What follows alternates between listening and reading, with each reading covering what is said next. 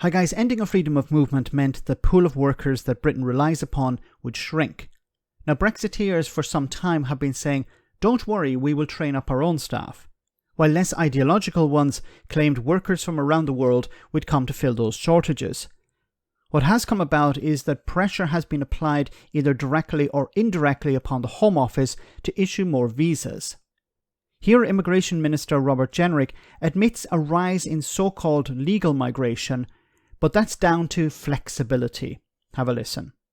The key thing that we've done in recent years, which distinguishes us from previous governments and Home Secretaries who've made these promises, is that by leaving the European Union, by taking back control, we have the levers now at our disposal to make these changes. And that's exactly the point, is you have used these levers, and what has happened, for good or for ill, is that net migration has gone up and up and up. Our viewers are well aware of this. Let me give you an example let me ask you one of the changes questions. we've made. We've got an important question for our viewers.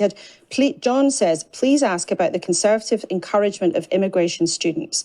The increase in students is far greater than the number coming by boats. The focus seems confused. Now, he's right, isn't he? Because on the one hand, you're going to sit here and say, well, I want immigration to come down. But actually, for good or for ill, because of the needs of the economy, you've let in many more students, you're bringing in many more seasonal workers.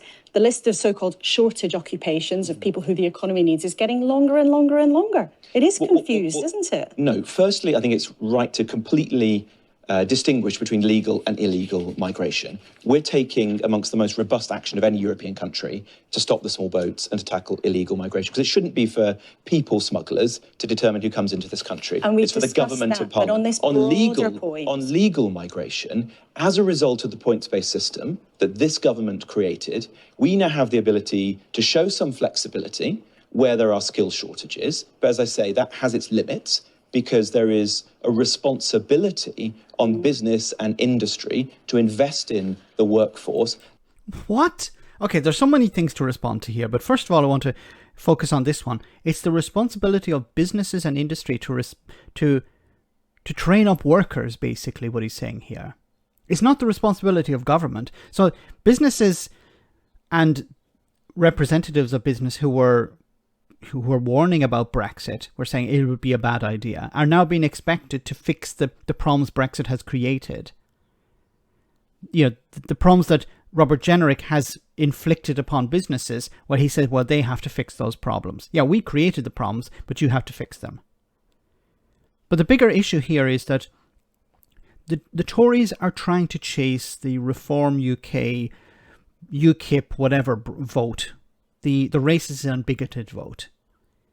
So this is why they're focusing on the small boats and focusing on immigration, trying to bring down immigration. Now, nobody has ever asked the question, no journalist has ever asked the question, why is immigration bad?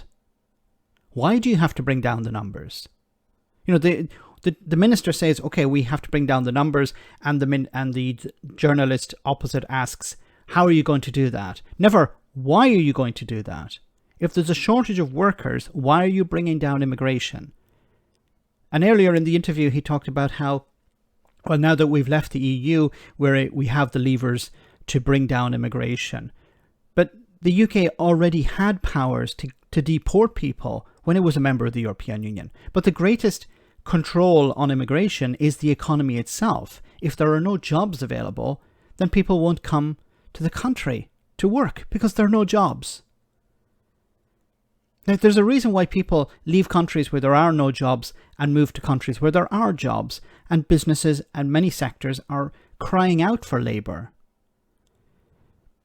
But this is, once again, an attempt to pander to the voting bloc that is behind the likes of Nigel Farage and the Reform UK party. These people who are foaming at the mouth over boats or immigration in general. We need to bring it down, be it so-called illegal immigration or legal immigration. We have to reduce the number of foreigners coming in.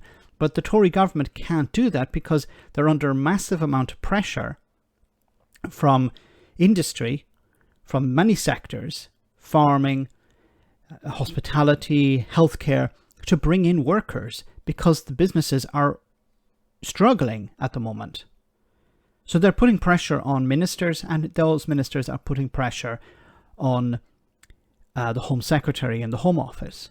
We need more visas. We need more sectors added to the shortage occupation list. We need more students. We can't get students from the EU. We were able to do that before. So we have to bring students in from abroad. The universities need money. And the Tories are in a bit of a fix here, between a rock and a hard place. They want to keep the racists and bigots happy, but they also want to keep industry happy. Let me know in the comment section, guys, what you think about all of this. As always, your comments are greatly appreciated. Thanks a lot.